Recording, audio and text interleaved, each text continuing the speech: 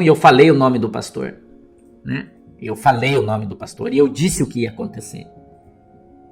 Eu falei que a igreja dele ia fechar. E tudo que o Deus havia dado para ele, Deus ia pegar de volta. E a única coisa que ia ficar nas suas mãos era aquilo que ele tinha ganho do homem só. Nossa, como eu apanhei, irmão, por causa disso.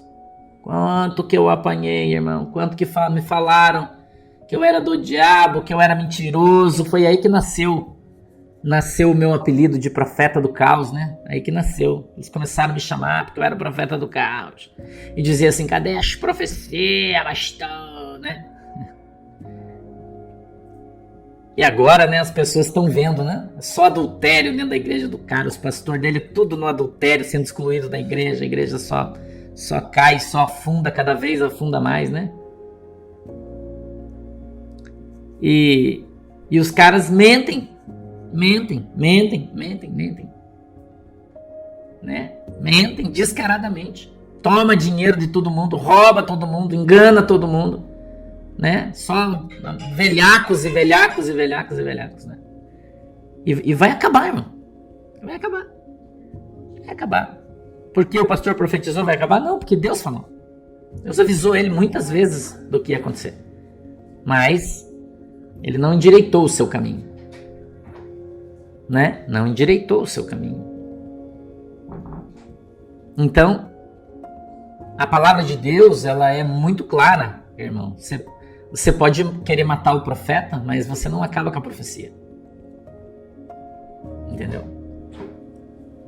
Você pode matar o profeta, mas não é matando o profeta que você vai acabar com a profecia, porque quando Deus traz uma profecia, é porque você está fazendo alguma coisa que Deus não está se agradando. Então, se você for repreendido por Deus, né? Você for repreendido por Deus e você ouvir a voz de Deus e você abandonar o pecado, Deus te perdoa. Tem a consequência do pecado, mas Deus te perdoa. Deus te perdoa. E talvez se arrependa do que profetizou sobre a sua vida. Isso aconteceu lá com Jonas, no livro de Jonas. Isso é uma coisa que a gente aprende cedo na Bíblia, né? Deus se arrepende muitas vezes do mal que intentou, como também se arrepende do bem. Então, algumas pessoas, por exemplo, recebem uma palavra profética de bênção. Olha, Deus vai te dar um avião. E aí você recebe aquela palavra, uma palavra de Deus, ou profeta de Deus, só que você se desvia do caminho e começa a pisar na bola. Aí Deus tira a mão e fala, não vou dar mais o avião. E aí você dança. E não foi o profeta que mentiu, foi você que se desviou do caminho.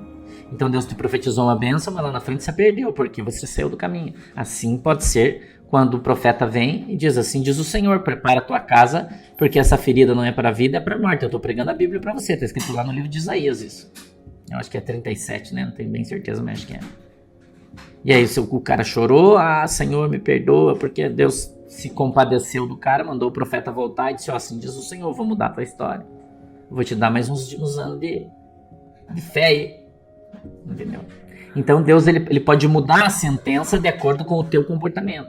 Então quando o profeta vem e profetiza algo para você, se você ouvir aquilo como uma repreensão, se arrepender do teu pecado e sair fora do pecado, se converter, se arrepender, né? Então Deus pode também se arrepender daquela palavra dura que ele trouxe sobre a sua vida.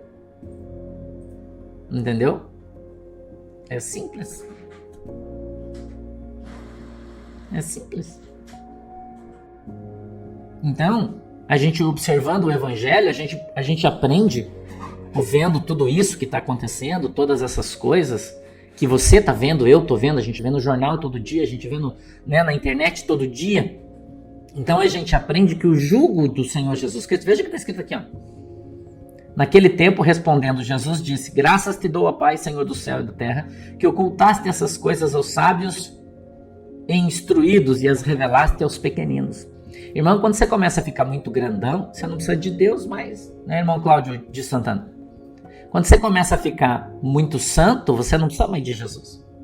Muito crente, conhece demais, que é o caso desses caras aí de quem eu estou falando, conhece teologia demais, você começa a criar suas próprias regras, você começa a criar as coisas de Deus não são mais suficientes para você.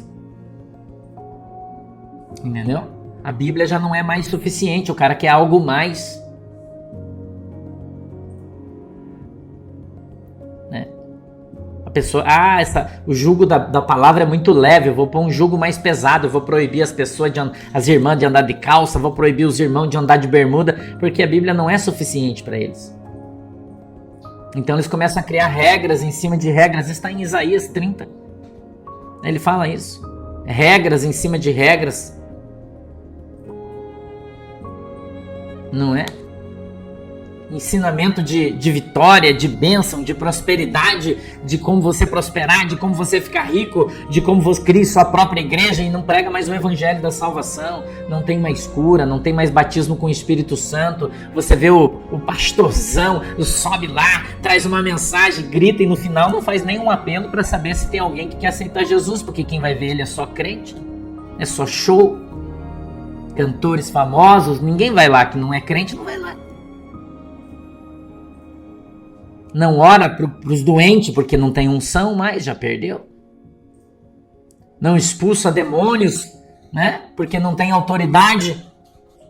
Então os caras andam na sua sabedoria, no seu conhecimento, no seu entendimento, porque são todos doutores, criam as suas regras, criam o seu mundinho particular e vivem nele. Um mundinho religioso. E se você vai nos cultos do cara, na igreja do cara, vem só pregador famoso, pregadorzão. Tem até uma moça que prega lá na igreja desse cara no Rio de Janeiro. Eu gosto de ouvir as mensagens dela, ela traz umas mensagens legais, às vezes até profetiza, mas eu pergunto para você, meu querido irmão, minha querida irmã, aonde estão os sinais da vida dessas pessoas? Acabaram. Eu lembro que uma pessoa me mandou um sonho uma vez sobre esse senhor, esse pastor aí que tem sua sede no Rio de Janeiro, e falava assim: pastor, eu tive um sonho com ele, e eu via ele de camiseta, calça jeans e tênis, e do lado um guarda-roupa com 3 ternos, um branco, um preto e um marrom pendurados, e ele de sem terno, agora com uma roupa diferente, e olha o sonho que a irmã teve, da igreja dele, e ela falava pra mim assim, aí eu perguntei pra Deus, eu falei: Senhor, o que é isso? Ele disse: é a unção dele que ele perdeu, tá no guarda-roupa, os ternos significavam unção, já era, foi embora, agora só tem o conhecimento. Só tem a teologia, os doutorados, os estudos, a psicologia, mas Deus não tem mais. Deus não está mais naquele troço, que a igreja dele virou um negócio. Entendeu? Só que a Bíblia diz no livro de Salmos que um abismo traz outro abismo e cada vez ele vai ficando maior, e a falta da presença do Espírito Santo vai conduzindo o cara ao pecado, e o cara vai entrando, e eu vou dizer uma coisa para você: quando a igreja de um determinado pastor, o pastor de fulano, o pastor ciclano, o pastor beltrano, começa a aparecer adultério aqui, adultério ali, adultério, porque o espírito escute o que eu vou falar, é porque o espírito do adultério está dentro da igreja. Entendeu o que eu tô falando? Guarda essa palavra aí.